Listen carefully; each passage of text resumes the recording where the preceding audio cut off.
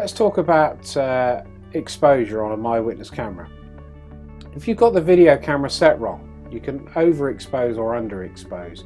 Here's a classic example with the rear camera. We've currently got sort of half and half sky, half tarmac. It's a bit more, the dark area, but it's still nevertheless half and half. And you can see that the tarmac area is not particularly bright, the grass is quite dark and everything else. Now if we turn that camera down a little bit to reduce some of the sky, and here we go, we turn the camera down, there's a lot less sky in the image, the grass is a lot greener, and the image is much better exposed.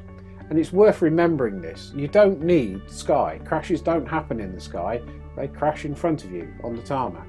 So just remember that the image here, with lots of sky, as much as yes you'll still get the crash in it, it's a much darker image.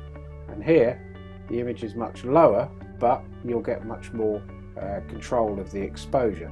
And the same can be said for the front. On a front camera, and I haven't got an example of the front camera between light and dark, but the front camera really needs to be looking at the road ahead. There's possibly a bit too much sky in this image, but nevertheless it just needs to be looking ahead.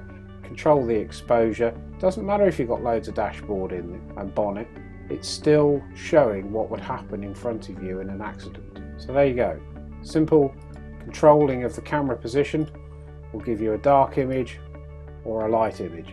And that is very easily seen. If we go back a little bit, so let's go back to a video clip here, you can see that this image is quite dark, there's a lot of sky. We've still got the details of the vehicle and everything else behind us, but it could be a little bit brighter down here. Again, the image is much brighter, the colours are better. Overall, we're seeing a lot more detail in the image compared to the dark images before.